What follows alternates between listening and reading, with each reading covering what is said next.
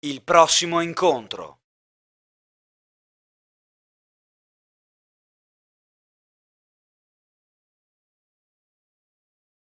Lui ha scelto di impostare tutto sul nuovo statuto. Io credo che sia più importante che lui ci dica se vuole costruire il nuovo ospedale di Padova o se ne vuole fare a meno.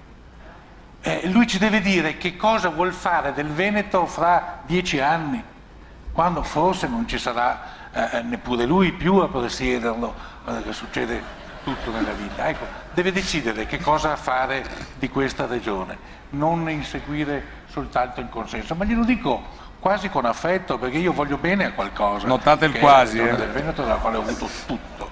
Almost. Allora che rispondiamo all'amico Galan? Guardi, io direi questo, c'è un errore di fondo. Io non ho un'amministrazione che è mia, è di una maggioranza che è di Lega e di PDL. Sentendo questa intervista sembra che PDL sia sparita dall'amministrazione regionale e sia spariti anche i leghisti. E dopo io non faccio altri commenti, ho ben altre cose a cui pensare, c'è una regione che ha un sacco di problemi e avendo fatto il ministro so che anche il ministro ha un sacco di cose a cui pensare.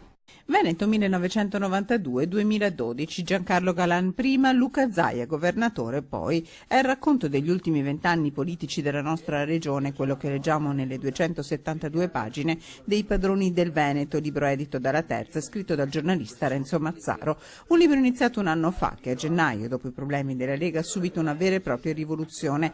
Un libro che ha un obiettivo ambizioso, quello di raccontare il Veneto agli italiani. Noi eravamo fino a pochi anni fa la regione che faceva ridere. Se c'era una battuta cretina in un film bisognava che fosse detta in Veneto, il Veneto dei carabinieri, la cameriera, non so, signore e signori, e di colpo siamo diventati invece la regione che fa paura.